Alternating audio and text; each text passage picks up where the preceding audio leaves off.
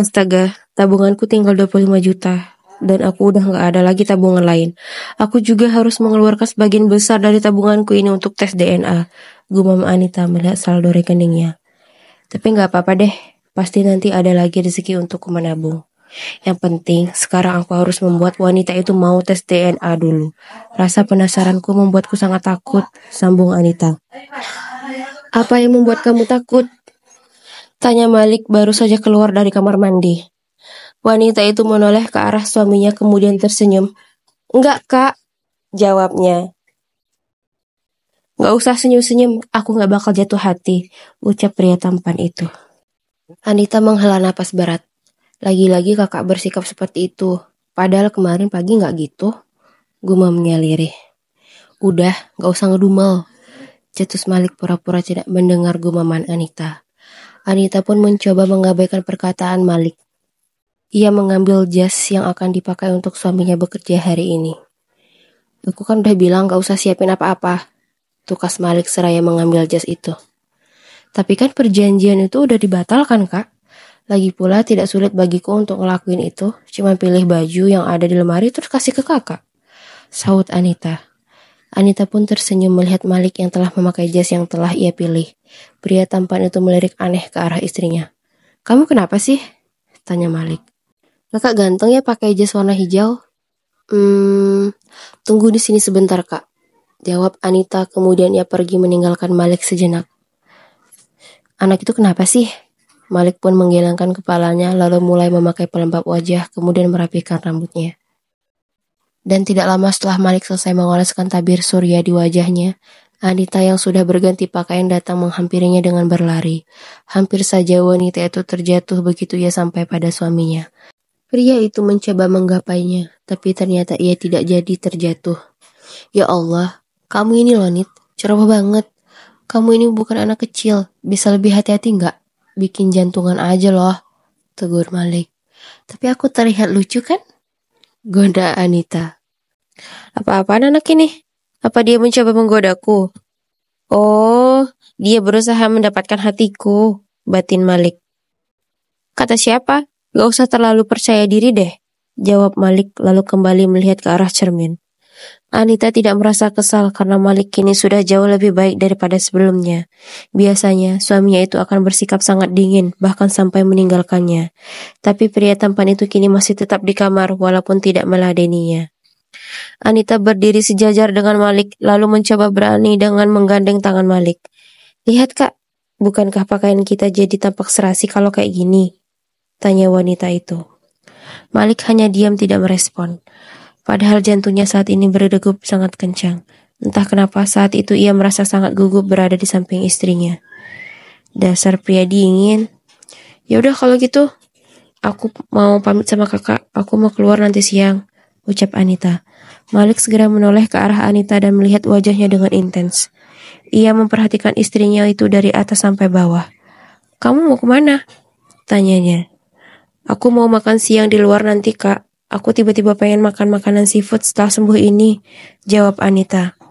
Sebenarnya wanita itu tidak bohong, karena dia memang sangat ingin makan makanan seafood saat itu. Tapi tujuan yang paling penting adalah ia hendak bicara dengan Lucy. Enggak, kamu enggak boleh keluar hari ini, tegas Malik. Tapi kak, rajuk Anita dengan wajah yang menggemaskan. Kamu ini malah merajuk, kamu bukan anak kecil lagi loh. Tapi kak, aku mau keluar hari ini, aku harus keluar. Harus? Kenapa harus keluar? Anita terkejut dengan pertanyaan Malik yang terlihat curiga. Ya Allah, Kak Malik bisa salah paham. Nanti Kak Malik kira aku mau ketemu sama Yuda lagi, batin Anita. Kenapa diam? Jawab. Anita membuat wajahnya sesantai mungkin agar suaminya tidak salah paham. Aku diam karena sepertinya ada yang aneh dari kakak. Gak usah mengalihkan pembicaraan. Jawab aja apa yang aku tanyakan.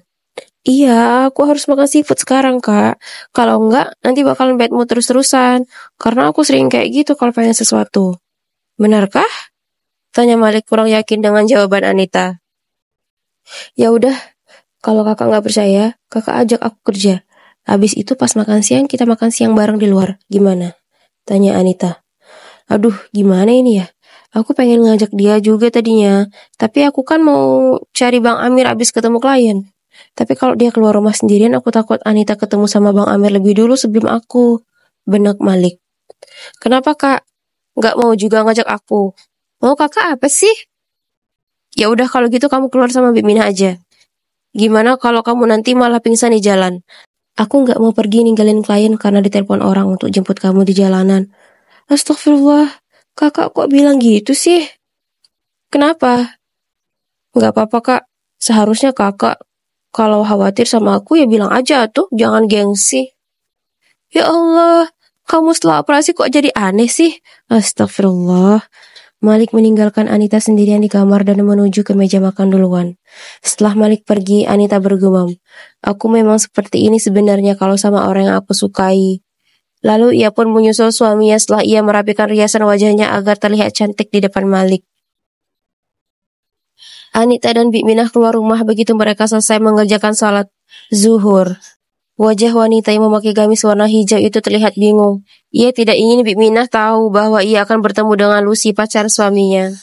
Kalau Bik Minah lihat nanti, apalagi yang akan Bibi pikirkan tentang Kak Malik. Aku nggak mau Kak Malik dicap jelek lagi sama Bik Minah. Batin Anita. Nyonya kenapa? Kalau Nyonya masih nggak enak badan, kita pesen aja makanannya ya. Ucap Bik Minah melihat raut wajah Anita yang tampak kusut. Oh, enggak Bi, aku nggak apa-apa. Tidak lama kemudian mereka pun tiba di restoran seafood yang dekat dengan pantai. Selama berjalan menuju restoran, Anita mencari akal. Bagaimana caranya agar ia bisa bertemu dengan Lucy tanpa Bik Minah sadari. Oh ya, aku akan ajak Bik Minah makan di lantai bawah dan aku akan bertemu dengan Lucy di ruang VIP. Ayo Bi, cepatan kita masuk, terus pesan makanan. Anita segera menggandeng tangan pembantunya yang terlihat kebingungan karena restoran itu sangat besar agar segera masuk.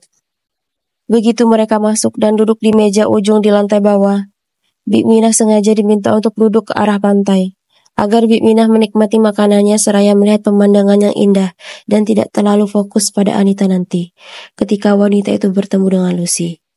Wah, pemandangannya bagus banget ya Nya. Kalau gini mah, Bibi senang kesini setiap hari, puji Bik Minah. Bagus kan Bi? Apalagi makanannya.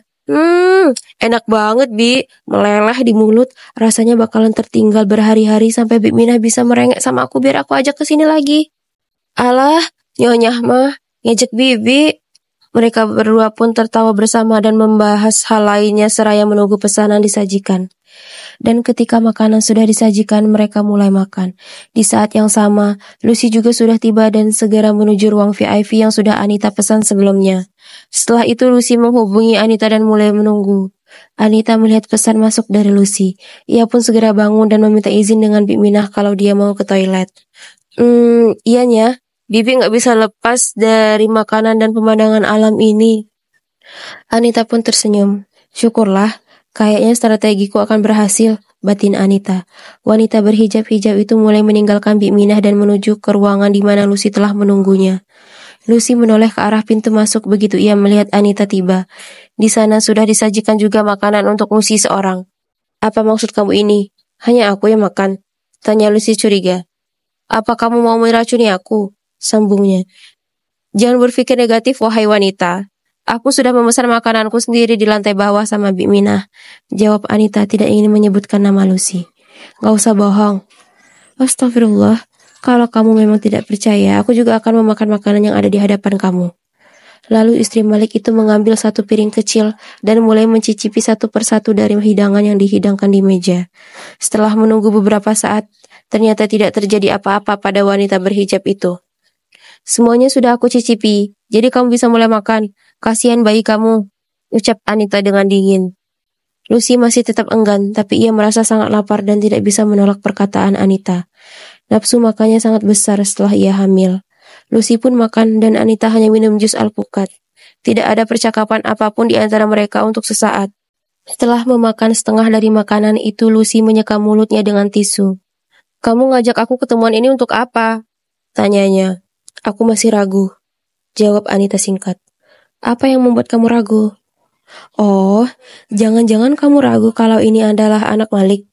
Iya, aku ragu akan hal itu. Jadi aku ingin kamu melakukan tes DNA. Lucy terdiam sejenak. Ia tidak percaya bahwa Anita akan bertindak sejauh ini. Ia kira gertakannya soal kehamilan itu akan membuat wanita itu lemah dan memutuskan untuk meninggalkan Malik secepatnya. Bukankah beresiko kalau mau tes DNA lagi hamil? Umur kandunganku ini juga masih muda, masih 4 bulan. Lucy mencari alasan menghindari permintaan Anita. Aku tahu salah satu rumah sakit swasta yang sangat bagus untuk melakukan tes DNA itu. Kamu bisa lihat aku sekarang. Aku sudah bisa berlari dan berjongkok, padahal sebelumnya aku tidak bisa. Lucy lagi-lagi terdiam, tidak tahu harus menjawab apa lagi. Kalau kamu ragu, apalagi sampai tidak mau, itu bisa aku anggap bahwa kamu hanya bohong. Kamu hanya menggertak diriku agar jiwaku terguncang dan meninggalkan Kak Malik. Lucy hampir saja menyeburkan jus yang baru saja ia minum karena terkejut. Tebakan Anita yang sangat tepat membuat wanita licik itu khawatir. Kamu pikir aku takut? Ayo kita lakukan tes DNA itu. Kapan dan di mana? Aku siap. Senyum seringat terlihat jelas di wajah wanita berhijab-hijab itu karena rencananya berhasil. Kita tunggu sampai kandunganmu memasuki umur 5 bulan agar aman. Kapan kandunganmu berumur 5 bulan? 2 minggu lagi. Baiklah, kalau gitu aku akan hubungi kamu 2 minggu lagi. Di saat selesai berkata, Anita mendapatkan pesan masuk dari Malik. Kamu sama Bib Minah duduk di meja mana? Aku udah di depan restoran. Isi pesan dari Malik. Bersambung.